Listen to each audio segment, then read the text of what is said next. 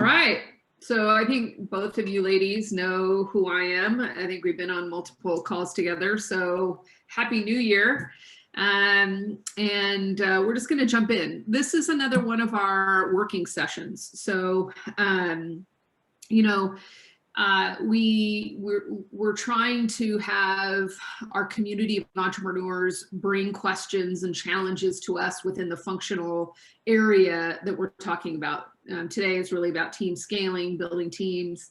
And so it's really a dialogue, right? Before we jump in, I wanted just to kind of reiterate the sponsors that you've probably seen, right? Elevate Capital, huge sponsor for TiE Women. Oregon Community Foundation and Central Office, which I think we've all been there, but a lot of really great supporters of TiE Women or just TiE overall within the Portland community. So I wanted to just shout out to them and give thanks. Agenda is pretty simple. We're just going to talk a little bit about how we're changing format of TiE Women this year. So we're starting a new year and have kind of a new plan of attack for engaging all the women entrepreneurs and women charter members. And then we're going to get right into our working session with Robin. So, we learned a lot over the last year, what worked, what events got people engaged, what were most interesting to people, what content was most helpful. And so we're moving to more of a standard monthly meeting so that people can get it on their calendars and be a part of the discussion each month. So now we're moving to a fourth Wednesday of each month, starting February 24th. We're going to have topics and formats that you're used to seeing. So we'll do pitch workshop and competitions. We'll do the Confessions of an Entrepreneur, which you probably, I think both of you have been to. We'll do some of the roundtable formats, this functional workshop. But most of all, it's going to be about, getting time on our calendar consistently to engage in our community of TiE Women, both charter members and entrepreneurs, so that we're having just a more intimate setting where we can sort of engage each other, ask about challenges you're having, new topics, new trends as it relates to women entrepreneurship or women in sort of the entrepreneur track. And so that's sort of how we're moving from, we sort of just periodically scheduled things and we tested different content types. And I think some of the biggies obviously were the pitch practice sessions. The Confessions of the Entrepreneur is always really helpful. And these functional workshops, while we've had smaller turnout, we've actually had some really good discussion. So we're going to keep some of this up, but it'll be less than on a monthly basis. It'll be periodically as we find a function that is important to the entrepreneurs in our group. So anyway, that's kind of how we're changing it up this year. Again, Carrie and I are always up for feedback and topic suggestions, anything that helps you as an entrepreneur in our community. Any thoughts about last year and some of the topics or the formats that we had? I enjoyed last year. Because Foxface is so new and I'm so new to that atmosphere, it really was a nice primer. I'm looking forward to some consistency though, because sometimes it's a little hard to juggle with the kids. You guys were talking about your offices earlier. My office is remote education chic is what I like to call it. I don't understand. Like my bedroom, because it's the only place that my kids can't come into. That's what I'm saying. And so we work out of our other company's office, right? So we're all in here all the time, but why are my kids always here? So it will be nice to have some consistency where I can make sure they're gone during that time. Awesome. All right, Ginny, anything to add? No, I think this is my first, functional workshop. So I'm super excited to see, how this one's going to go. And then, if there may be other topics that I'm excited about, I'll definitely follow up and let you know. Yeah, and just, the format has really been, here's the topic area, right? Here's the function within a business that we're talking about. In this case, it's sort of scaling good teams and strengthening teams. We've had product market fit. We've had, I think, finance and financial projections in another. And it's all a dialogue, right? And we have the speaker who's a subject matter expert, in this case, Robin, for Expert with quotes around it. And it's for you to bring any questions or challenges to the table that you're experiencing within the function that we are talking about. So this is really meant to be kind of a working session as opposed to a pitch of some kind. Oh, so, I think we all have seen Yo Massage. They're actually in Dubai this week, which is fantastic. They're pitching, I think the pitches start tonight. I'm not sure, Carrie, do you know when they're specifically pitching? Do you have the schedule? Yeah, it's that their group doesn't start until our time, 4:30 a.m. So I think if you wanted to watch them, like if you got up around 5:30, you'd probably be safe to watch them and log in. But yeah, they don't start until 4:30 our time a.m. So yay, root them That's on. something good to do with my insomnia. No, that is so funny. So many women have said that. They're like, now I have something to do because I'm awake anyway. So that's funny. You're not the only one that said that. I feel like people need to tell women about the insomnia when you start a company and how you're just going to wake up randomly and then you're like, oh, I forgot to do this, or, oh, that's a fantastic idea. No one talks about insomnia. Just so you know, there's another whammy coming when you hit menopause. So I'm starting a company, I'm running another company, and I'm starting menopause. It's awesome. That's I never sleep. I have both the companies and I'm pregnant. So I feel like I'm the same thing. It's insanity. Oh, yeah. All right. So without further ado, you all know Robin. I don't think we need a big introduction. So I'm going to let Robin take from here, again, about recruiting and scaling teams. Yep, absolutely. So yeah, I laughed when Heather said, an expert advisor in the area of recruiting and team creation. I would not call myself expert. I would call myself someone that has lots of scars on my back from doing bad hiring. And so me too. Over the years, I have refined for myself a technique or a process that I use for recruiting to help me make sure that I don't make so many bad hires. And so my goal today is to kind of just talk you through, to start with, some of the common problems that I have encountered or other peers of mine have encountered in that sort of recruiting, interviewing, hiring, retention spectrum, and some data and studies that I've seen about those issues. And then I will walk you through my process that I am currently using, that I've developed over the course of the past 5 or 6 years for basically recruiting, that has been pretty successful for me. And after this is over, we'll share with you a Google Drive folder that has actually all the templates and like a description of this process and that stuff with you, so that you have it to take and use as you wish. And then once we've kind of gotten through that, there very well may be other burning questions or issues or things that you're facing or thinking that you might be coming up against that I'm not touching on. And while I didn't touch on it, it may very well be something that I've had experience with. If it's not, then let's discuss it. Maybe we can try to kind of come up with a solution, some ideas for you. So, anything's on the table today. I reserve the right to say, I don't know. Let me get back to you. So with that, we can jump in. I don't have any slides. So I don't know, Heather, if you want to just stick me, or Carrie, stick me on screen so that we're not looking at a slide of me the whole time and people can just look at me.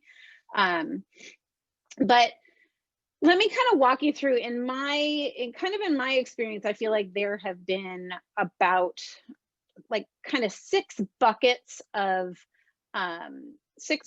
basically areas in which I have encountered and or people that I have worked with have encountered kind of friction or potential gotchas in that recruiting process. So let's kind of walk through those, and feel free to interrupt me at any point if you want to kind of double click on any of them. The first one that I think is really common is that people don't define a very clear set of objectives for the role, which means that one, you may not have a clear understanding of why you're actually trying to hire and fill a seat in the first place, but probably even more importantly, those other people that are on your interview team and or are on the team of people that will have to work with this person once they come on board may have a misunderstanding of who this individual, what role this individual is supposed to play within your organization. And so I think one of the key things that is really important in a recruiting process is starting with a really crisp definition of who the hell you're hiring. Like what's the outcome you're looking for? What are those objectives that you're setting in place? Because if for no other reason, it helps you be really honest with yourself about what you're trying to achieve with that hire. And secondly, it helps make sure that to everyone else, it's very clear what you are expecting of this individual when they come on board, including that individual. So that's one thing that I find all the time, that people don't really have a clear objective for the role, and or like a lot of times I'll hear that, well, that'll be, and in fact, I've been even interviewed this way where somebody will come in and I'll say, well, what are your objectives? What does success look like for somebody that's in this role? And they'll say, well, that's for you and I to figure out when you come on board. And I'm like, well, that's a junk.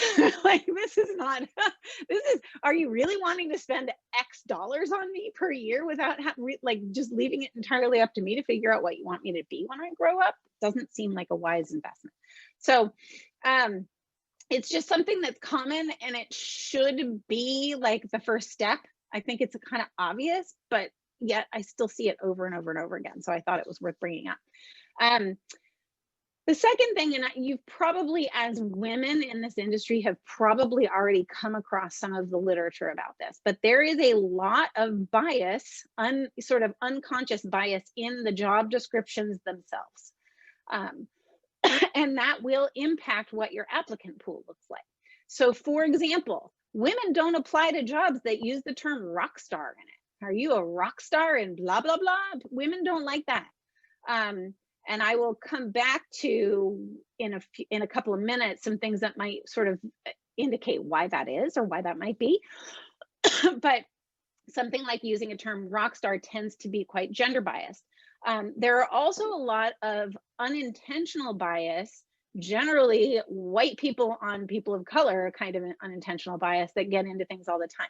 So for example, using the term brown bag lunch is actually not a great thing to use, because it used to be that someone's color of their skin would basically be compared to a brown bag. And if you were darker than that brown bag, then you were treated differently than if you were lighter than that brown bag. So lunch and learn would be a much better term for that, right? And these are the kinds of things that if you're really trying to move at the fast pace that most of us in startups are doing, those biases work their way into the job descriptions. There have been a number of startups that have come out in recent years that actually do sort of text analysis specifically with this. There's one out of Seattle that I think is called Text Analyzer, that'll actually kind of point out, hey, this is a term that might be gender biased or race biased or whatever, and here's some suggested replacements. Very, very good use of natural language processing and machine learning, if you ask me.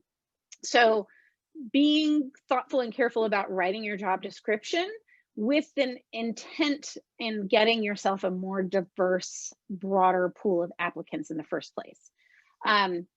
Another thing that I have seen a lot of, and I'm sure that you've seen some literature on this as well, is the bias in the applicant screening itself. So there have been, and a lot of this is racial in nature. I'm sure it's gender in nature, other things along those lines, but there was a relatively recent study that said that white applicants get called in for interviews 36% of the time more than Black applicants do. And a lot of that they attribute to basically names. So names that are more affiliated or associated with the Black culture than a white kid's name, for example, is one of the things. So there is a lot of literature that you can find that's aimed at Black job applicants about how to basically make your application more white. It's kind of gross that that even has to exist. But again, I think that trying to create a process for blind screening of the applications that you receive is, it has a lot of merit. So removing, you know, any information that could be identifiable about that individual, age, education, maybe. If it doesn't really matter, if you're hiring somebody that's in their 40s, do you really give a shit where they went to college? Like, you might care what degree they have, but you probably don't care where they went to college.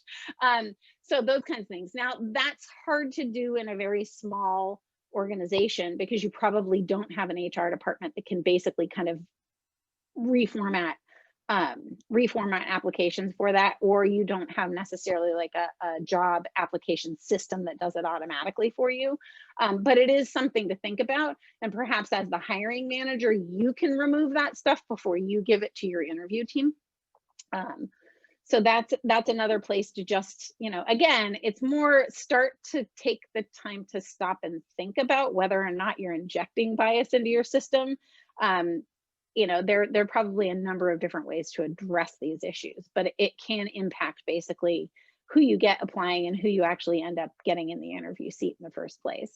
One of the other things that I think is, I have spoken with both of you about this before, because I know that this is one of my more favorite studies, but there was a study that was done a few years ago, and one of the documents I'm sharing with you is a link to all these different articles. But there was a study that was done a few years ago that basically had it looked at the frequency of application by men and by women based on the percentage of the qualifications that they had versus what was in the job description. And women almost never apply for a job unless they can check 100% of the boxes. Men on average apply for the job if they can check 60% or more of the boxes. So one of the things that I think is really important to think about is when you're writing your job description, is it really a requirement?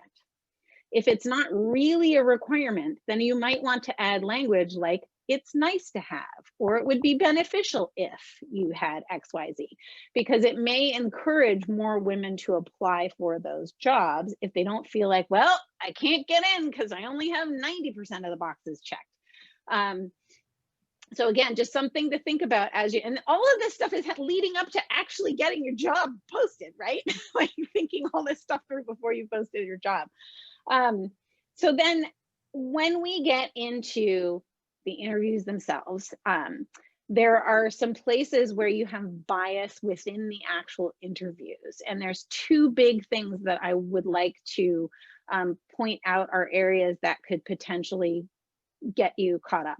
One of the articles that I'm sharing with you is basically, the title of the article is Stop Hiring for Culture Fit, which sounds like really counterintuitive, right? Like, why would I hire somebody that's not going to fit with my organization? The title's a little bit misleading because the article is not about it being bad to hire for culture fit, but that most organizations hire for culture fit, but they're not really hiring for culture fit. What they're hiring for is similarity, familiarity. And so when you're hiring for culture fit, what you're really trying to do is ensure that the individual that you're bringing onto the team is aligned with your corporate core values, the work style traits that you value within an organization, that they're going to exhibit the ethics that you expect them to, et cetera. It is not, do they have the same sense of humor that you do? Do they like the same sports teams that you do? Do they have the same kinds of hobbies that you do? Whatever it is, like the things that make them feel comfortable to you because they're trying to build rapport with you is not actually necessarily an indicator of the cultural fit that you're looking to build for your organization. So that is something that all of us do, right? Like we know that humans gravitate towards other humans that look like them. They gravitate towards other humans that have common interests. It's a very natural bias to have, but one that until you become conscious of it, or until you try to actively combat that, you need to start thinking about it. So that's number one, is that really trying to make sure that you're not looking for similarities as an indicator of fit, but instead you're looking for alignment with core values. That is one of the things that I have gotten quite explicit with in the interview process that I'll walk you guys through in a couple minutes. The second element of biased interviewing or interview questions, I have not found any research that directly addresses this. However, there was a study done by Columbia University, probably, I don't know, 6-7 years ago, where they went to TechCrunch, which is a giant startup pitch competition, basically. And it's all done very publicly. It's all the like wannabe unicorn companies and all the big mucky muck angel investors and VCs. And the companies get up and they pitch, and the VCs basically have a Q&A session after each pitch. So this group of researchers from Columbia University cataloged every single question that was asked of every single entrepreneur. They kept track of the gender of both the questioner and the questionee. And then they categorized each of the questions as being a winning biased or a losing biased question. And what I mean by that is a winning biased question, I'll give you an example, would be something along the lines of, how are you readying your company for scale so that if this goes viral, you're ready for it? And a losing biased question on the same theme would be, how are you going to insulate yourself from customer churn, right? So kind of two ways of coming at sort of the same thing, which is about customer growth and retention. But one is a bias towards, sort of growth and winning, and the other is about protection and downside. And when they ended up tallying all of this up, they were able to find statistically significant evidence that men got winning biased questions 60% of the time, and women got losing biased questions 60% of the time. So if you've heard me talk about this before, I've talked about it in the context of you pitching investors. And it's about sort of putting a winning spin on a question, even when it's a losing biased question. But in this case, I think what's important is to actually try to point out to yourself and your interviewers that there is sort of a natural discrepancy or a natural bias towards winning oriented versus losing oriented questions depending on gender, and trying to create some awareness around that going into the interviews, so that that as best as possible you can have an apples to apples comparison of candidates regardless of their gender. So, and again, like I said, I haven't found any studies that directly link that to interviewing, but it just seems like logical sense that you'd have kind of that same bias inject itself into the interview process. Okay, and last but not least, the sixth thing that I want to point out that is a common issue, and it's probably the biggest one, and it is for sure the one that has bit me in the ass before, is a Harvard Business Review article that was written 2015-ish timeframe. The title of which is, hang on, I want to tell you the exact title because I love it so much. Why do so many incompetent men become leaders? That is the title of the article. The link is in this document that I'll send to you guys later. But the entire theme of the article has to do with why so many more men get promoted within organizations and or get hired into leadership positions versus women. And correcting for all kinds of other, the size of the pool of applicants, et cetera, what it really draws a conclusion is that generally speaking, people that are interviewing or people that are making promotion decisions have a bias towards people that project confidence with an F, confidence. However, the people that actually make better leaders are people that exhibit traits that would lend them competence with a P. And that is ultimately really what the article is about. is that when somebody comes in and they speak with great confidence, you make an assumption about their competence at the job. And so again, part of what I try to do in my interview process is to actually get past that bluster, past that confidence, and actually drill down into the details of how somebody actually executed on something. And the way to get past this always is just drill, drill, drill, drill, drill. You ask more and more follow-up questions until you really feel like you have an understanding of exactly what that individual's role was and what exact steps they took to do certain things, so that you can understand how they executed, not whether or not they spoke about it with confidence, right? And that is one that I wear those scars on my back for sure. And this is something that I have coached so many people on as a result after the fact, because it is really, really easy to hire for somebody who presents themselves extremely well. But then you can often get them into the organization and their level of ability to execute is just unbelievably poor.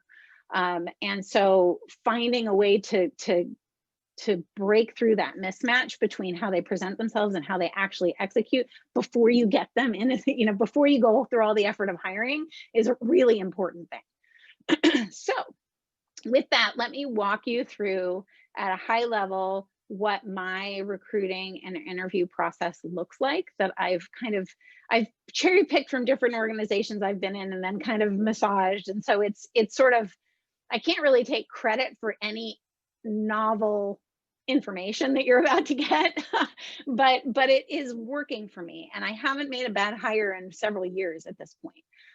And so I just I would like to save that sort of pain of having made a bad hire and then dealing with a bad hire and then having to figure out how to get them out of the organization. It can be expensive and painful and disruptive to the rest of the organization. So if I can save you that pain, I would like to. Yeah. I have a quick question about just drilling those questions in. It seems to me that when I'm interviewing, because I interview when we're in interview rounds, about probably 20 times a week, depending on how much I need for the staffing company. And when I do ask those questions, do you think it would be okay to preface it by saying, I just want to make sure that I understand that you understand all of, or that you tell me and I'm understanding what you're telling me about said project or whatever it is that we're discussing. I find that when I ask those questions, it comes off like the men have no problem answering these, like, it's seemingly rapid fire questions. Mm-hmm. Whereas the women kind of shy away from it, and then that relationship starts off poorly, even though right. I just want to say, I want to understand that you understand what you did, and I want to make sure that you did amazing, and you know that, and it's hard to come across. Do you have any tips to make them feel yeah, well, here's what I do, if this helps. So I'm basically trying to convey kind of a similar thing to what you're describing. I don't know that this necessarily works. I know and I own that I am an incredibly dominant personality, and as such, I make people uncomfortable no matter what when they're in an interview situation. So they're going to be nervous. So I have not noticed a significant difference between men and women and their response to this. But generally speaking, the way that I put it in front of them is I say, I care a lot more about what your work style is, how you think about problem solving, what your level of determination and grit is, than I do about the qualifications on paper and what the achievements actually were. So what we're going to do right now is I'm going to have you walk me through a project, and it might be something that I've already identified or something that they get to select. And I want you to take me through it step by step. I want you to explain to me what questions you were asking yourself, what decisions you had to make, how you went about thinking about gathering the data you needed to make that decision. You know, how that decision was made. Was it just you? Did you get a group of people together? I want you to explain to me what other individuals had to get involved in order to execute on it. I want to know what your goals for that project were at the outset versus what the outcome was, etc. But my goal in drilling, I'm gonna drill, but not because I'm looking for holes. I'm going to drill because I want to understand how you think. So I'm probably going to interrupt you to go, wait, what were you thinking at that point? What other people were involved at that point? And what was your role within that small group of people? And so I think with me putting it forward that way, they're understanding why I'm drilling. It's not me challenging their knowledge of the subject or their ability to execute, but more saying, I'm going to dig in, and it might be uncomfortable, but the reason for it is not because I'm looking for holes. The reason for it is I want to understand how you think so that I can get a sense of how you and I are going to work together. Got it. That's perfect. And Does I that think, help? yeah, I totally think that's the caveat that I'm missing, because even though I am looking for the drill, I didn't explain why that I was, right. And then they think it's holes. So yeah. And then it feels, like, whoa, God, she's a hard ass, right? Right. Yeah. Right. And I just people want to that know, are not confident cool? interviewers. Yeah, I just want to know, are we going to be cool together or not? So yeah, exactly. Okay, thanks. Yeah, so hopefully that's helpful. Okay, so let's dig into how I go about doing interviews, and then feel free at any point to like interrupt me if you have questions or want further examples or clarification. I start by defining the core values for my company. And sometimes some organizations have core values that are both kind of like the publicly, this is who we want to be, and internally, this is what we value. Generally speaking, I like it to be all one and the same, right? Like that anything that we define as a core value for the organization is something that I would be perfectly comfortable not just exposing to the world, but actually like hanging some of our marketing around, and ensuring that that works its way into the tone in all of what we publish and those kinds of things. So give you a couple of things that generally speaking make it into most of my company's core values, and these basically come across as statements, and then sometimes there can be like an additional drill down kind of explanation of it. So I'll just give you three of the ones that I almost always end up using. One is, we value big ideas and creative execution. And really that's about, I want people that are going to come in and go, hey, what if we did this thing that's totally out of left field? And then when somebody else says, well, I don't know that that's feasible, somebody else in the room can go, well, but what if we did it this way? It might actually work. So that, like, I value having that level of both creative thought, high aspiration, and collaboration to be able to actually kind of execute on these things, right? Another example of a core value is we value grit. We value determination. We value resoluteness in what you're doing. So the stick-to-itiveness to me is that matters both in terms of like what product or service we deliver to the world, but even more so, it really matters in hiring. Like I would far, far, far any day rather hire somebody who scores really high on questions that would basically indicate that they are a very resolute, determined, get shit done person, even in the face of conflict, than somebody who checks all the check boxes for experience and qualifications. Any day I would hire for grit over experience, because you can teach them the experience. What you can't teach them is how to just muddle through when things suck, right? And let's be frank about it. We work at startups. Startups suck a lot of the time, right? So we have to have people that like have an internal ability to motivate themselves to go, I'm gonna do the hard thing because I see what the value is at the other end of doing that. And then lastly, we value humanism and collaboration. I don't want to hire people that win at all costs. I don't want to work with that person. I don't want that person in my ecosystem. I won't hire people that want to take credit for all work that was done on their team. I don't want to hire people that want to work in a silo. Those are things that are really, really important to me personally, because I just don't like those people. But secondly, really important to being able to build an organization that actually leverages and uses all of its muscles. It's the difference between having all of the different muscles in your hand that give you the dexterity you need versus having a giant bicep, right? I don't want a giant bicep. I want dexterous fingers. So that, to me, those are some of the core values that I care about within an organization. Some of them are going to be different depending on what it is that we're doing in the organization and, you know, what value we're trying to deliver out to our customers. But those things really speak to kind of the character of the people that I'm trying to bring into the organization.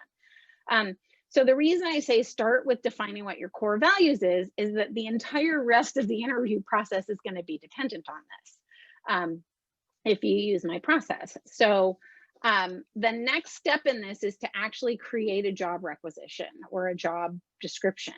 And the description, obviously, you want to make sure that you are creating something that's specific enough and that it's not exhibiting a lot of the sort of obvious biases, those kinds of things. But more importantly is the other half of the requisition. So that's the thing that goes out publicly, right? The description. The other part of what I would call a job requisition, which is usually something that in a small company, the CEO is going to approve, even if it's a department manager that's hiring for it, is objectives and key results for at least the first 6 months of that person's tenure within the organization, regardless of who they are. Like, just imagine that you've got, you know, a generic blob of a person in that role. What are you going to hold them accountable to over the course of the first 6 months? If you're not familiar with objectives and key results and that methodology, the short story is that you're going to define, it's a way basically for an entire organization to get itself rowing the boat in the same direction. So it, generally speaking, starts with corporate level objectives. And then the key results are basically, what is the evidence that you have achieved that objective, right? So the objective might be, you know, we want to penetrate a new market this year, right? You know, we're going to get into the financial services market. The key result would be 25% of our revenue in 2021 comes from financial services customers. You see the difference between those things? So generally speaking, you'll start at the corporate level, then you'll go to the departmental level, and the departmental level objectives and key results should always be things that are in alignment with and supportive of the corporate level objectives and key results. And then below that, you go down to individuals or the, you know, sub departments or whatever it makes, but you get them all lined up so that always when you get to any individual within the organization and you've articulated what their objectives and key results are, they know how it ties to the corporate level goals for the year or the quarter or whatever time period you're looking at. So I use this in management anyway with my teams, because I have found that without it, particularly in a little bit later stage startup, in the very, very early days, it's a little hard to do this because things are so fluid and things change and you have to pivot, and you'd end up writing new OKRs pretty frequently. But once you get to the point where you kind of like, you know what your market is, you know your product market fit, and you're now trying to figure out, well, how do we basically double down on that? Then is the appropriate time to do this. And I use it as a way to keep everybody aligned. So when I'm having a one-on-one with somebody and they're like, yeah, there's this shiny object that's over here and it's really cool, and this is what I want to talk about during our one-on-one, and I go, oh, what impact is that going to have on your key results for this quarter? And it very quickly nips that shit in the bud if they can't answer that question. It's a great way to deal with the people that are easily distracted. But the reason that I'm bringing that up and giving you a little bit of a primer on that is because if you can't define what the objectives and key results are for the role, like if you can't define what success looks like in a measurable way, you probably need to rethink whether or not you need to hire for that role, right?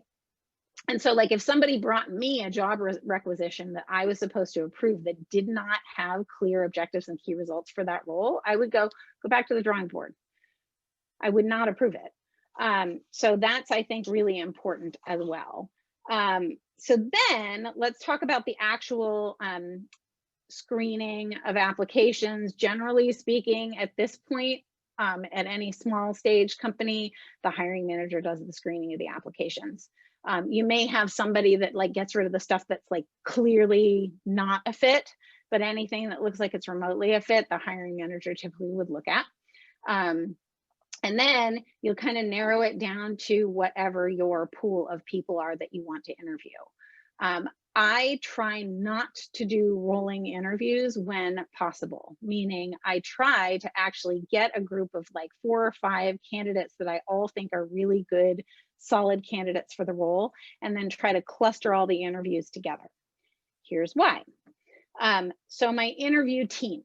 So the interview team is always going to be the same set of people. So for any given role, it is always the same, like 3 or 4 people that I want to be interviewing for that role.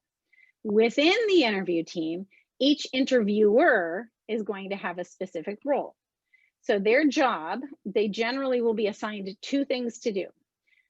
Thing number 1 is, you know, I want you to drill down on this particular skill or experience or qualification, or 2, you know, whatever makes sense, right? So if it's an engineer and you're hiring for a product marketing role, their job is going to be to try to drill into how well do they interface with engineers, right? That's sort of a skill or qualification. The second role they're going to have is they are going to be testing for alignment with 1 or 2 of your core values.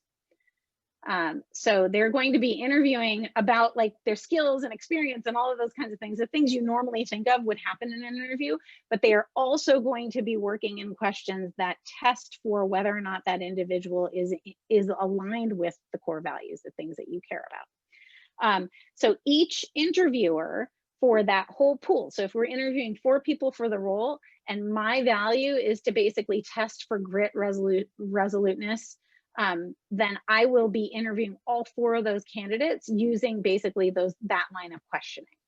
Does that make sense?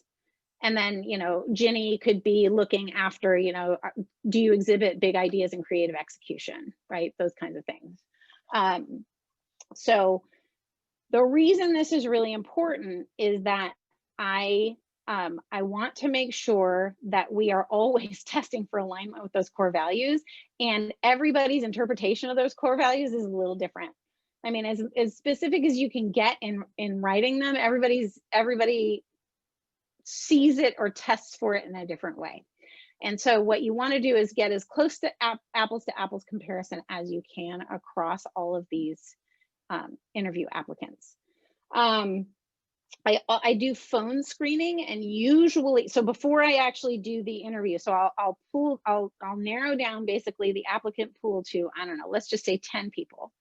Then what I'll do is I'll do phone screenings of all 10 of them with the goal of narrowing it down to at least half of that. Generally speaking, I don't want to interview more than like 4 or 5 people for a role, because if I am doing more than that, then I'm not doing a good enough job of the screening that happens before that. And because this is a significant investment of your team's time to interview, you better damn well do a good job of the screening before you get somebody in there, because anyway, so it's really important. So I do phone screening, and my phone screening mimics some of the things that you would do in the interview. Generally speaking, I'll pick out the 1 or 2 core values that I think might be the most relevant to the role that they are going to be playing in the organization, and I drill into those on the phone. So the phone screen interviews are not about personality fit.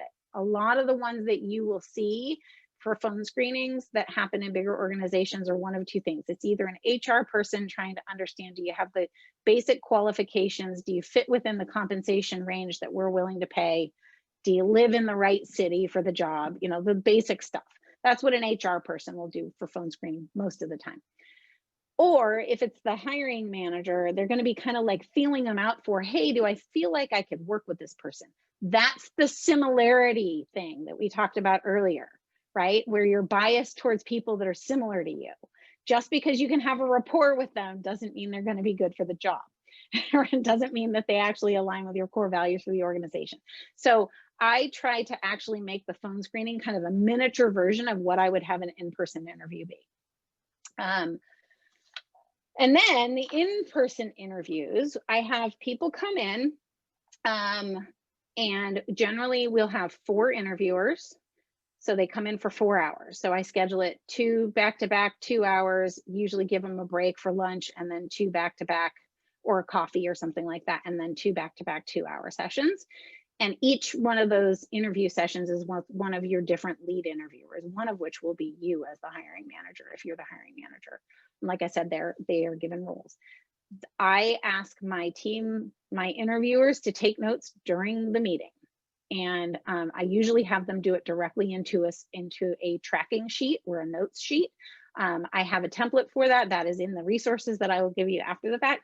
So I always excuse myself and say, I'm not paying attention to you. I'm taking notes, because it's really important that we capture this stuff in real time, because we're going to debrief within the next 24 hours so that we can get you an answer within 48 hours. So remember when I said we got to try to figure out how to cluster the interviews? That's why. It is a waste of an applicant's time, particularly in a hot hiring market. It's a waste of an applicant's time to have 2 weeks go by between stages of interviews. I only have one stage of an interview. You have, well, 2 stages. You have the phone screening, and then you have the actual in-person interview. That's it. We make a decision after that. The only time I make an exception to that is if I'm hiring for like a really senior level executive role, where rapport matters in addition to all this other stuff, right? Like if I'm hiring for somebody that's my peer or another C level or a VP level, I might have them meet more people on the team. Otherwise, for interviewers, if you need additional people to actually be able to weigh in, they can be in the room, but they are basically an interview shadower. They don't get to drive the questions. At the end, if there's extra time, I might be able to ask 1 or 2, but your interviewers have to be damn good at interviewing in order to make this work, right?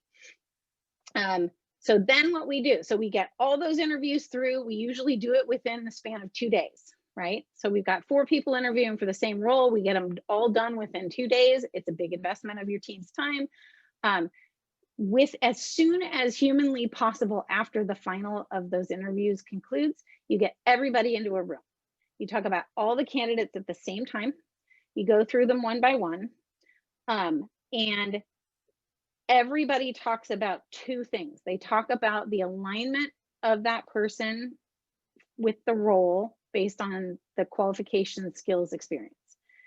Secondly, they talk about the alignment of that individual with the core values that value to you. And in particular, the one they are to talk about the core value that is assigned to them. If they also see that there is a strong alignment with or misalignment with another core value, they should talk about that as well.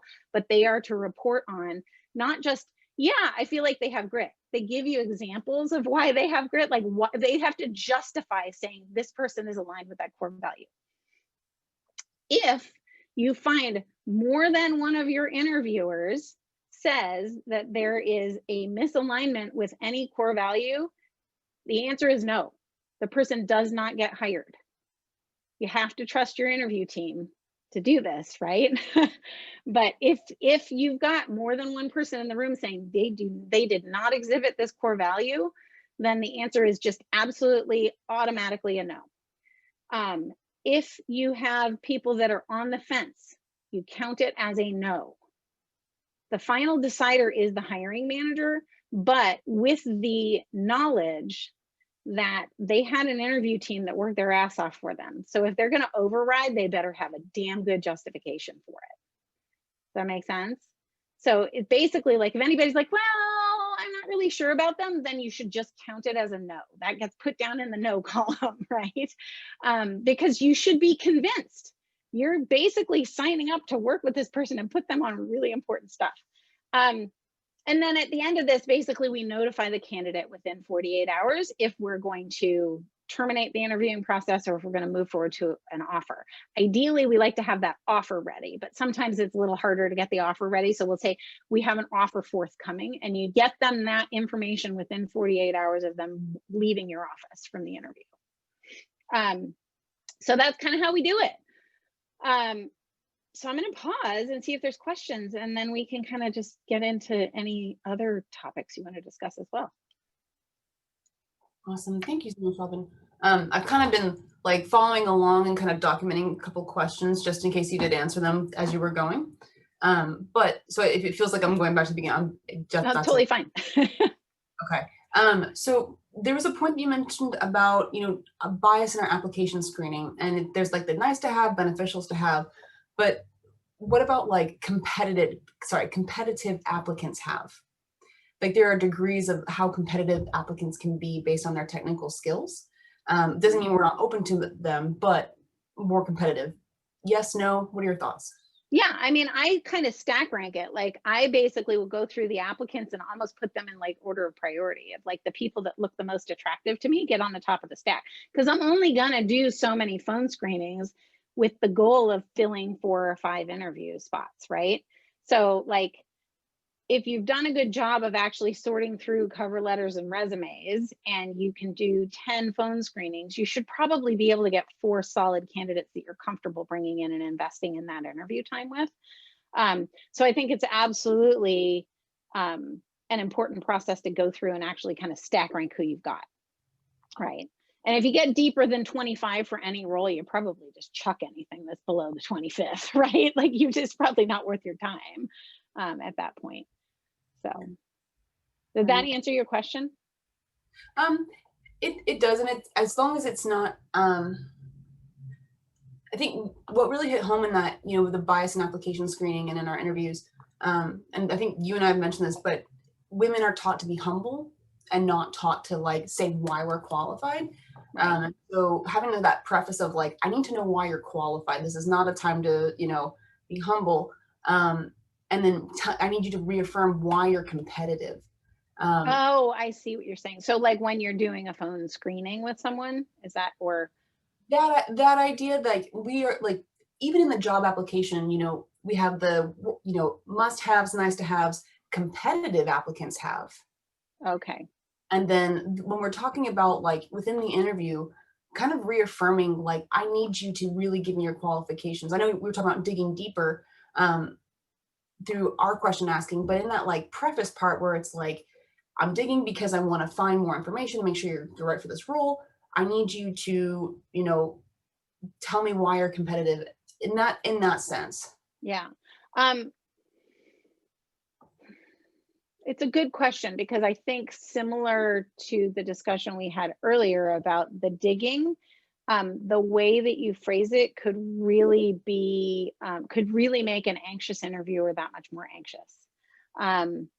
And so I'm trying to think of a way that you could handle this, because you could ask, you know, well, why do you think you're a really good fit for this job? Then you ask that way, often what you'll get is a soft answer. Like you'll get a, well, because, you know, I really am aligned with your core, you know, your the vision for what you're trying to do or the mission of the organization or that kind of an answer. I'm trying to think of maybe one way to do it. I've used this technique sometimes is if I was to call your biggest fan reference check right now, or somebody who just like loved to work with you, what are the things that they would tell me about why you were so damn good at that job? Or what are the things that they would say about why I should consider you for this job over some other candidate? Sometimes just taking it outside of getting them to justify it and say, if I was to call somebody who just, you know, not call your mother, but call your biggest work fan, right? What would they say about this thing? Sometimes that helps people not feel quite so put on the spot. Mm-hmm. Yeah, that's a hard one because I think that it's not just women being interviewed, but I also, like, I have had a lot of male employees and people of color that are not as comfortable justifying, basically, like they don't exhibit the confidence, and yet they're damn good at their jobs. In fact, I just had somebody on my team that was like that like it was one of the worst interviews I've ever had, but he had worked with several other people on my team in a different role at a different company at a different time. And they all were like, he's gonna interview like shit and you're gonna love him anyway. And so I was like, okay, like that speaks more than anything else. As somebody that I know, I trust, I know that you want to work with this person, that you've already worked with them before and you want to work with them again. That goes a long, long way. And so like, if I had asked Chris, is his name, if I had asked him that same question the way that you posed it, I think he would have just frozen. Maybe if I had asked him in a way of like, what would Kevin, who loves you, say about this, say about you, right? And then sometimes you might even have to do some like back channel reference checks on people that are like that. I mean, generally speaking, you'll get a feel for whether or not someone is a confident interviewer or not. And maybe with those less confident interviewers, you could do some back channel checks on them. Because the ones that they give you for reference checks are always going to say great stuff. This is why you use LinkedIn. How else am I connected to this person, right? And go back around. So, cool. Any other questions on your list? Yeah, the stop hiring for culture fit piece, and you kind of touched on work style, and one kind of, I guess, thing I'd like to hear y'all's thoughts on. So startup life, like we have to bring on people with initiative. Like there are no passengers. Everyone's got to pull in and do this. You know, if you're interviewing someone, what is, you know, the best way to get a sense of if they take initiative on things rather than someone who is, I'm just waiting to be told what to do. And I think there are personality types as well. So what do you suggest around that? I asked for an example. I'll say, give me an example of a time where you had an idea for something that could improve, you know, company operations, or, you know, increase revenue, or a process that would make something more efficient. And, you know, what did you do about it? Like, give me an example of a time that you had an idea for some improvement. What was the idea? Walk me through, you know, what you thought, why you thought that, and then what did you do about it? And so it doesn't have to be directly obvious to them that what you're getting at is, did you take initiative? But where you will get to in that is that, and at the same time, you can also get an understanding of like, well, how do they approach something where they have an idea for something that isn't in their job description or isn't in their swim lane? What do they do? So you kind of can kill two birds with one stone. That's usually how I get at something like that. Okay. But I'm also open to other ideas if other people have it. I mean, interviewing's damn hard. It's really hard and it's really risky, right? Making a wrong decision can be extreme, like a bigger investment of time than the actual interviewing and hiring process itself. So, yeah. And the thing that I think there's like the technical skill, and then there's also like the background skill. And this is something like in tech, that's especially in our field where they might both be qualified, but someone has a lot more technical skill and someone else has a social skill that's like a master's of forensic psychology. Oh, but I also code, versus a designer that's like, I'm all pure design, been pure design for 20 years.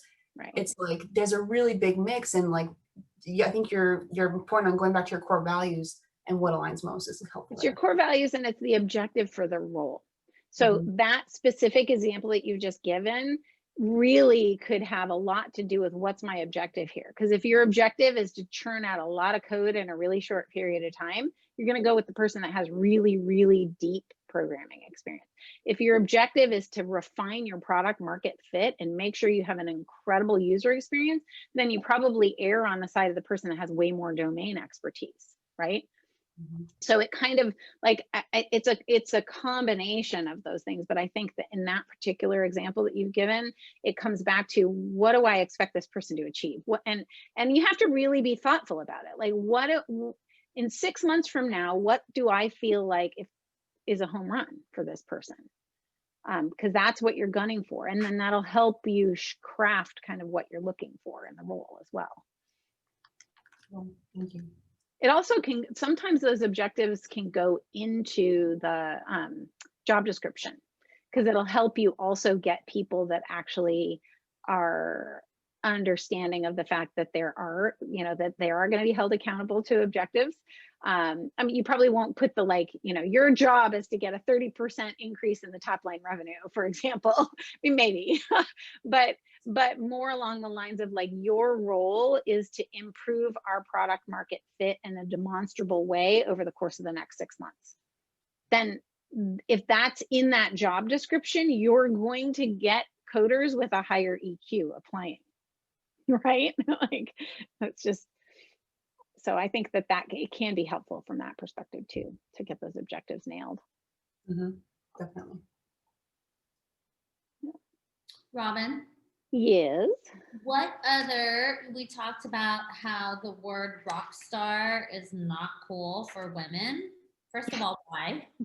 And what other I words? think it's because it's another one of these things. It's almost like a qualification that people are like, well, I've never been really a rock star at anything. So, right. It's like what you're doing is you're weeding out people that are not particularly confident Got by it. using that word. And generally speaking, that tends to be female applicants more so than male applicants. It's like broad sweeping generalizations, right? Because you get plenty of women with giant egos, you know, right here. One of them. Right here. That's why I feel like one, what's wrong with society that we're not teaching women that it's okay to feel this way, and two, what other words do I need to be aware of? You know, I think about myself as this, like, I'm super ambitious. I have more masculine traits and personality than I do feminine. And so one, how do you foster that into your culture and to the,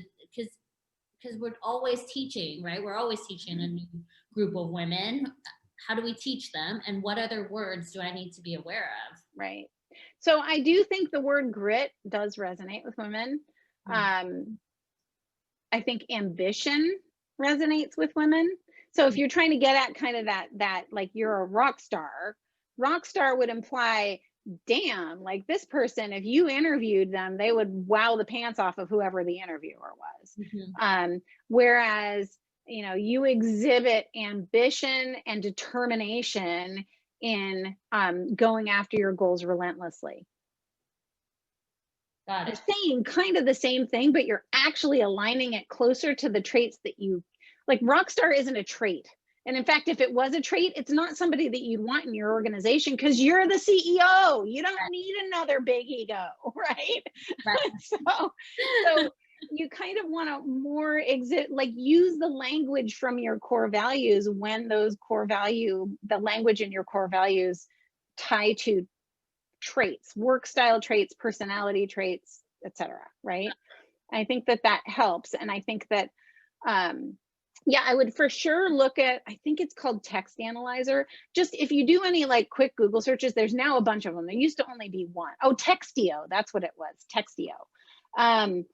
And it was a service that basically you would like cut and paste your job description into it, and it would use basically AI to go, this term could be, you know, a racially biased term. This term tends to be more attractive to men than women. And then it would give you suggestions for things to replace it with. So I would for sure, even if you're not like signing up for a subscription long-term, try it a few times. I think they probably all offer freemium because you'll start to learn the things that that are potentially injecting bias into your application. Sounds good. One term, and I'm sure you guys know this, that I heard recently that I used to use quite often just to mean details, like nitty gritty. Not a term to use anymore. No, also grandfathered in is also a racially biased term, which I learned about relatively recently. So that's a hard one to replace. I've had a hard time with that one. I'm like pre-existing. Yeah. In our industry, we have to replace the master bedroom. How do you replace master bedroom, you know? Yeah, actually, who was it? It was one of the big semiconductor companies just got rid of the terms master and slave from all their engineering literature. They've gone through and like changed all their documentation recently. That's so cool. But I agree with you. Sometimes you're like, okay, well, what is the word then? Yeah. And maybe you just kind of come up with one. I don't know. It's not easy.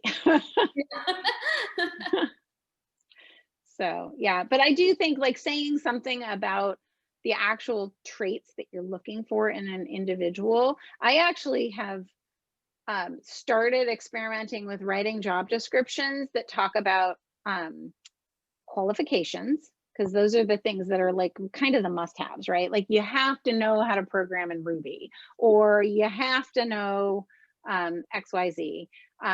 Then there's a section for traits that you exhibit, right? Or your work. It might be like I'd use something more along the lines of like your work style, but then it's a bunch of statements about like you exhibit resolute determination when it comes to, you know, meeting your goals. Those kinds of, they're statements that then somebody can look at it and go, yeah, I'm like that.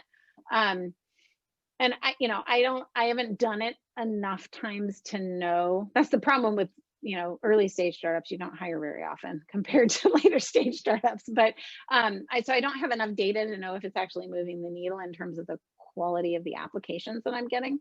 But it's something worth experimenting with.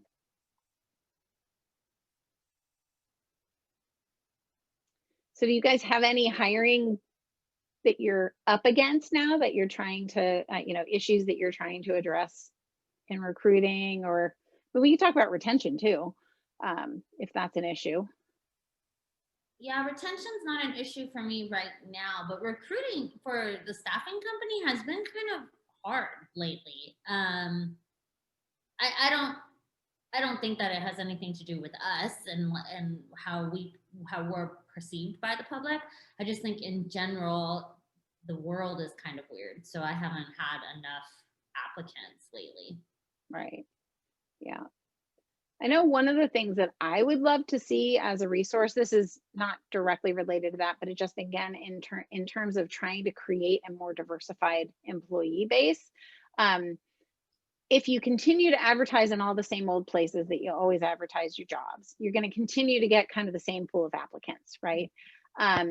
They tend to be white applicants. And one of the things that I've been trying to figure out is where else can I post my job so that I can get a more diverse pool of resumes in the first place? Are there job board, like if it's an entry level position, are there job boards at historically Black colleges that I could be posting on? Or, I mean, that's not really a great example because there isn't one anywhere near here and I need people to be in Oregon and I'm not going to pay for relo for an entry level position. But you know what I'm getting at? Like I'm trying to understand, like for example, one of the places that I always advertise jobs is the PDX Women in Technology job board, because I never get enough female applicants. And I want more gender diversity on my team. So I always post there because I know then that at least I'm going to get a group of women looking at that job description. So it would be a really cool resource if TiE could put this together to like start creating a, places to post your jobs that aren't the same old Indeed monster, et cetera. And I have some things, but yeah. We can't hear you, Carrie. You're muted or something. Yeah, there is another charter member that wants to start a jobs board as well. So I need to really start looking into that because it sounds like it really is starting to be a need. Yeah. Yeah. And then there's Blendoor, right? Which is a Portland-based startup that I believe provides like fully anonymized applications. I'm not totally clear on what I saw the pitch so long ago that I don't exactly know what the scope of the offering is, but it's BLENDOOR. And it was founded by a Black woman. And I know that the original mission was to basically be able to try to eliminate some of the bias in the application screening process. So I assume that it's sort of like kind of anonymizing a lot of the data that would allow you to determine the gender or the race, et cetera, of the individual applying for the role. But like I said, I saw that pitch a long time ago, but I think they're doing quite well from what I've heard. So that might be an interesting one to look at.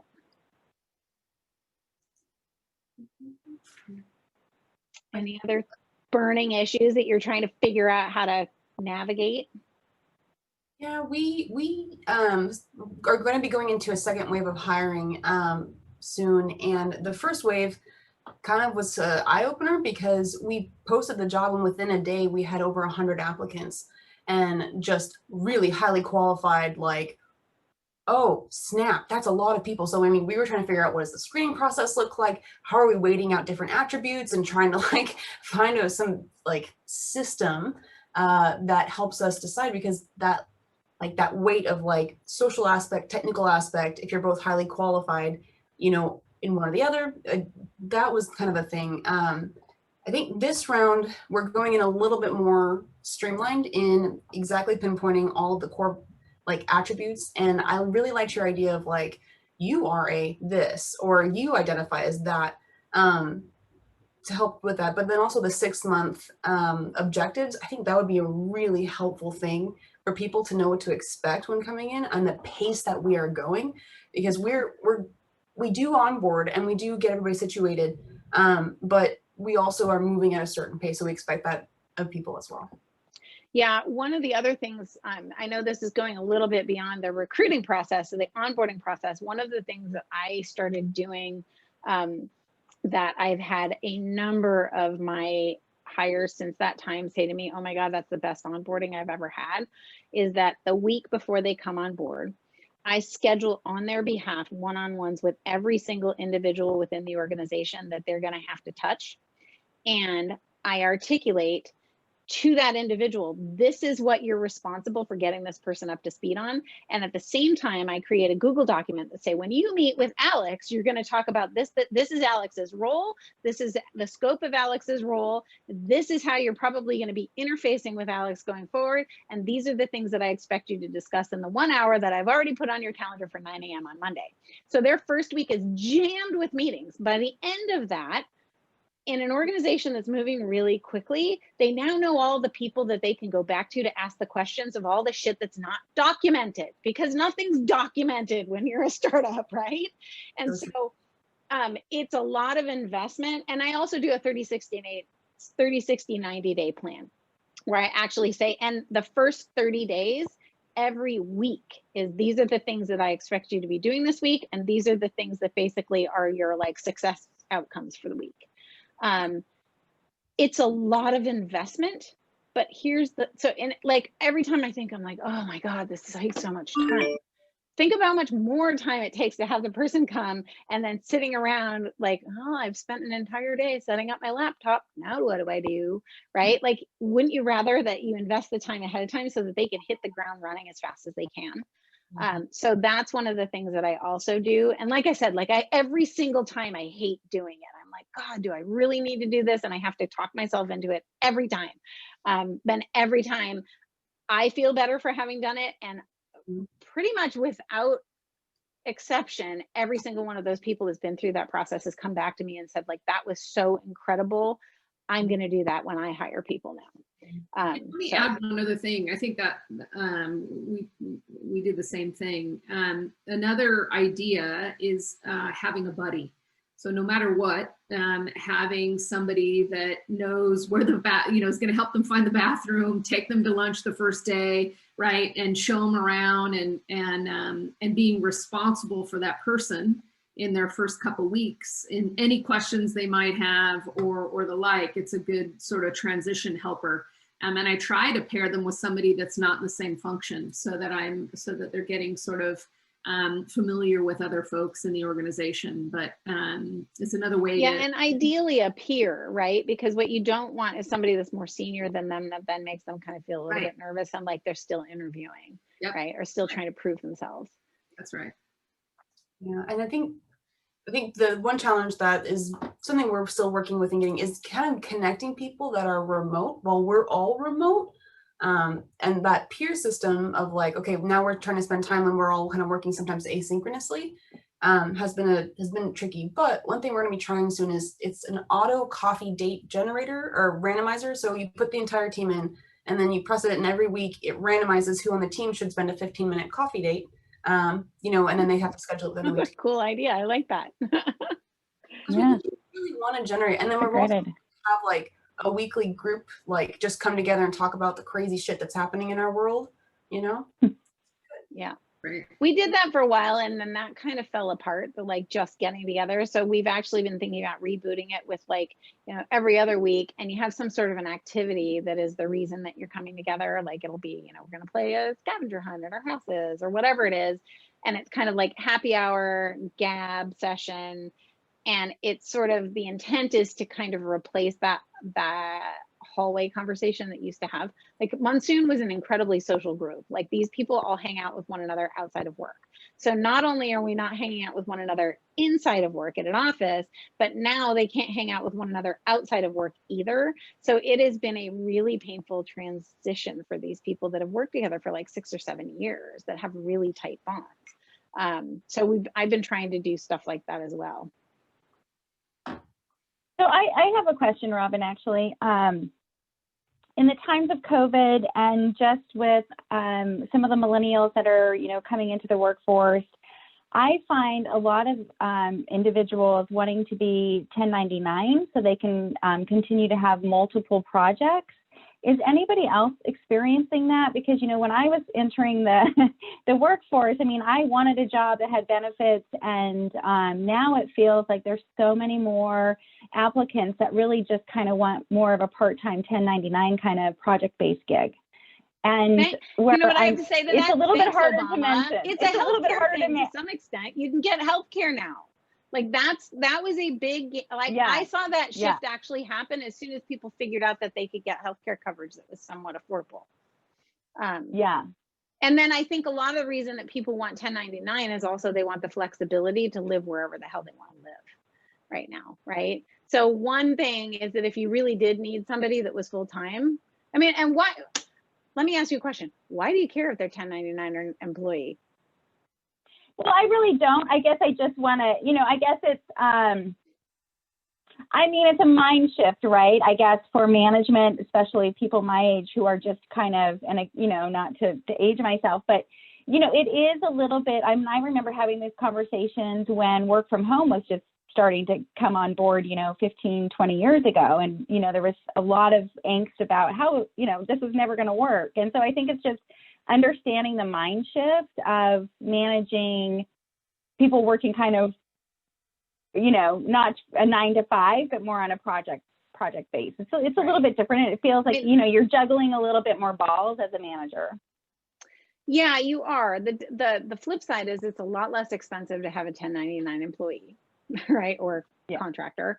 There are risks associated with having people that are 1099 that do too many hours or stay in that state for too long, because at some point your state can deem that they're an employee and that you're not giving them proper benefits, right? That was the whole, Uber and Lyft and all of those gig economy companies got into all kinds of challenges related to that. But there's a lot more flexibility as an employer of hiring contract workers. The downside is that there's also a higher risk of undesirable churn, right, of those employees, like having people basically like attrition that happens that you don't want to have happen, because generally speaking, locking somebody into a long-term contract is pretty hard to do and not terribly enforceable. So so there's pluses and minuses to all of that, because if the role that you're trying to fill really requires somebody to come up a steep learning curve and then build basically a body of institutional knowledge in order to be successful and productive in that role, you probably want to hire like an FTE, versus if it's something where somebody's going to like parachute in and they can do a project or fill kind of a part-time role that doesn't require a lot of expertise, then having a 1099 probably isn't as important or isn't as risky. So, but yeah, I'm seeing it too. And I think a lot of it has to do with especially like all the people that are fleeing the Bay Area because it's so expensive. Like if you don't have to be there, I can't tell you how many people I've talked to that are like, well, if I don't have to be here to do my job, I'm not going to pay these rents anymore, right? And so there's a lot of people like that. Well, that part of the reason that those people move to 1099 is actually that if I was to hire somebody right now as an FTE in, let's just say, Idaho, now my insurance gets much more complex. To be able to provide that person benefits, I now have to adhere to Idaho employment law. I have to make sure that I have a benefits package that covers those people. So having somebody who works remotely can actually be a lot of extra burden and potentially cost on the employer if they are an FTE. And so if they're a 1099, you don't have to deal with any of that. You just pay them a little bit more because that's their upside for being a contractor. Yeah, and then I think that, the scary part though is, just abiding by all the 1099 laws, right? Like just making sure that you're treating them as a true contractor and not an employee. So I just think it's just an interesting kind of thing that we're all dealing with that's been happening now for some time, again, since the millennials have come into the workforce. And now it's compounded with COVID, because I think so many more employers. You know, they're saying, yeah, that might be an interesting topic for like an expert discussion kind of thing at some point that TiE could sponsor. The other one that I was thinking about at the beginning of this, before we got started, is that one of the questions that I get asked a lot that I'm really not probably terribly qualified to answer, but I try to sort of go, here's what I think, now go check it with somebody who actually knows what they're talking about. The different types of businesses that can be established and the pluses and minuses of them. So a C Corp versus an S Corp versus a B Corp versus an LLC versus a sole proprietorship, and like, what can you and can't you do? What are the upsides? What are the downsides? Because a lot of the businesses that TiE supports don't need to be C Corps, right? And there's a lot of, you know, there are C Corps are great if you're going to raise money from venture capitalists. There's other reasons to do it too, but like not every company that TiE serves actually fits that mold very well. And so I thought that would be another interesting resource or talk or something that I am not volunteering to do because I am not the expert. We've got lawyers for that. Yeah, exactly. Exactly. I think another topic, and I agree with Robin, because at the very beginning it was very expensive to figure out what that looks like, to understand which structure the companies should have, and both companies that I own are different structures. So it would have been nice to have sort of a, I don't know, like a reference sheet at least, you know? Right. Like if you're a C Corp, this is kind of like the basics of what you have to do to get incorporated. These are the protections that it gives you or your employees or your board members or your officers. These are like, this is, you know, does a venture capitalist like this or not like this, right? Like, you know, those basic parameters. And how to organize all of that information too, because sometimes you have like all the NDAs in there and all, like the C Corp has completely different information than the LLC. And so to organize that all in a sort of common format would be great, instead of having to invent that wheel, because it did take time. And then another thing that frequently comes up is I don't think anyone really talks about how lonely it is, and how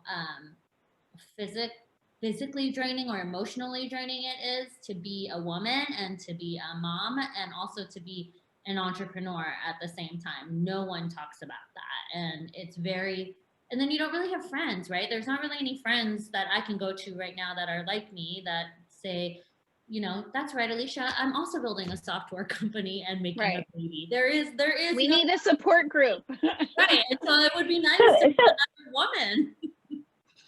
Yeah, so let's explore this a little bit, and I love how we're talking more about like topics for the future, and I know that we're getting up to 3:30, but just Alicia, if you wouldn't mind expanding, like what kind of individual would you feel comfortable, like, you know, for one of our monthly meetings? I really like this idea, you know, like who would we bring in? Who, you know, would it be a psychologist, a sociologist? Like who would you feel comfortable talking to? Yeah, all of those or people. Giving food. Yeah, if it was me, I would say I want to talk to somebody who's been there, done that, and come out the other side. Like I'd like it to be Monica Enid. She had little kids when she took the leap of jumping out of Intel and starting that company. Her kids were small. They're now all off in college, right?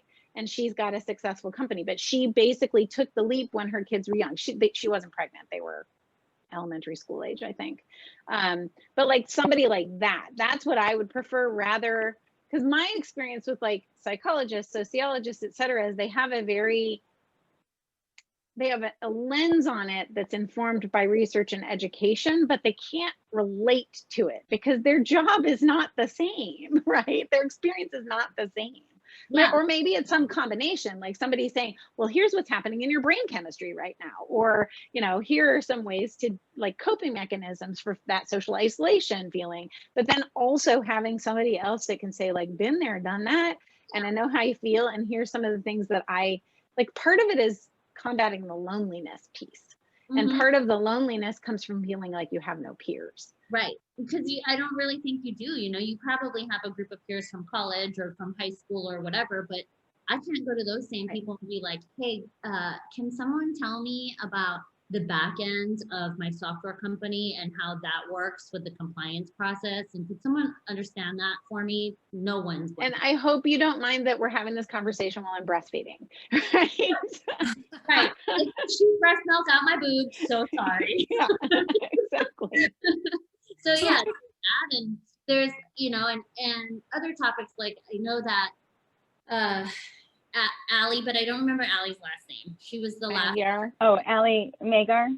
Yeah, and she talked about taking that time away and actually like going out and hiking and being out there doing your own thing. I take 1 hour a day to get my workout in, but how's that going to look like when I have a newborn? And how do you force yourself? And how do you find the help? And how do you juggle the daily, like right now on my parking lot idea board, I have an actual box that says nanny versus assistant, because which baby should I give to someone else right now while I work on the other baby, you know? And it's been in my mind, but there's no one to talk about that, because people who have traditional jobs, they get to clock out at 40 hours. I don't get to do that. And so I need to figure out which baby gets an extra person. Yeah.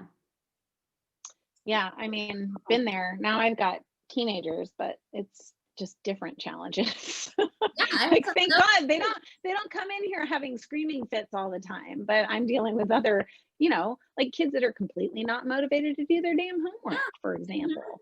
That now I'm having to manage them getting their shit done at the same time that I'm trying to manage the 2 companies that I'm running, right? Like, and making sure my employees get their shit done. Right. And thankfully my husband works in an office right across the hall. So he is right there all day and the children sit between us, but not every mom gets that sort of luxury or that privilege. Other moms are having to work and start their startups and do all of it, and no one tells you that you won't have a peer to go through that with. Yeah. No one says. I mean, you do though. Like, there are lots of people, but we're also isolated from each other because we're all just like trying to survive. So that's a function that something like TiE could totally help go, let's match some of these people up into this group. Yeah, that would be. Yeah, and I think that's why, you know, Heather brought to me, you know, when we were planning 2021, she was like, you know, it just feels like I never know when we're going to meet, who's going to be there. And I feel like, you know, standardizing a time and a date every month will help us grow this group and continue to grow. And I would hope that, you know, the folks on the call, like, you know, reach out to your peers and let them know that this is, you know, we're developing this, and to start attending every month. Again, I love the small groups, but I think it would be great to have others join. Also, just additional, more intimate conversations, right? Even if it's a slightly larger group, actually sort of commiserating, right? So this whole concept of, you know, where are my peers? We want to turn these sessions into not only, you know, presentations, roundtables, and the like, but a way to generate community, right? And that I mean, I envision, you know, my 4th Wednesday of every month. I can't wait because I want to share this with my peers. I want to get some help with this. You know, it's more of a sort of, this is my community. And we'll try to address some of I love the ideas, Alicia, that you had, and some of the challenges, because we want to be problem solving, not just presenting content. That's just not what excites me, and I'm sure it isn't so exciting to Carrie. And so I think the goal here is to really not solve, but address and discuss the challenges women entrepreneurs face, and get it out in the open, have discussions from people who have been there and done that, as well as bring in, you know, however many resources we need to share and get help. So your ideas and your thoughts are always going to be, you know, front and center to us being able to do that successfully. I can ask, so I mean, I'm pulling from a completely different industry, but the women that founded the organization Toketivity, are you guys familiar with that? It's basically it's a community specifically designed for women that are either in the cannabis industry, interested in experimenting with cannabis, are longtime cannabis users, et cetera. But it's all about, and so they create these events where, and I've only been to like one or two of them, but they create these events that center around a specific topic. So an example would be like, motherhood, pregnancy and motherhood and cannabis. And so you'd get a bunch of people that were interested in that topic and like, well, is it safe to smoke pot while you're pregnant? And what about when you're breastfeeding? And like, how do you talk to your kids about it when they're little and they ask what that weird smell is? And right. And so it's sort of like a peer networking thing. Sometimes they would bring like an expert speaker in, but then it also held a lot of space for peer-to-peer connectivity. And obviously, like, I don't know how they've adapted this for COVID era because those things were done in person, but the founders of the organization are people that I mentored for a while. So I could ask them kind of like, do you have a blueprint for how you do this successfully? Because they've built an incredible community. And so that might be useful for us. Yeah, that would be helpful. I mean, I think Carrie and I are looking for ways to improve and evolve this group. One, to drive more engagement so that we feel like this is more of a community, and to be more beneficial in every interaction we have. So, all right, well, we're over time. Thank you, ladies, for your time. Good to see everybody. Good to see everyone, and we'll see you on February 24th. That's our first Wednesday. Where we're going to be kicking off the new engagement model. So awesome. Thank you. Hey, bye. Bye. Happy New Year.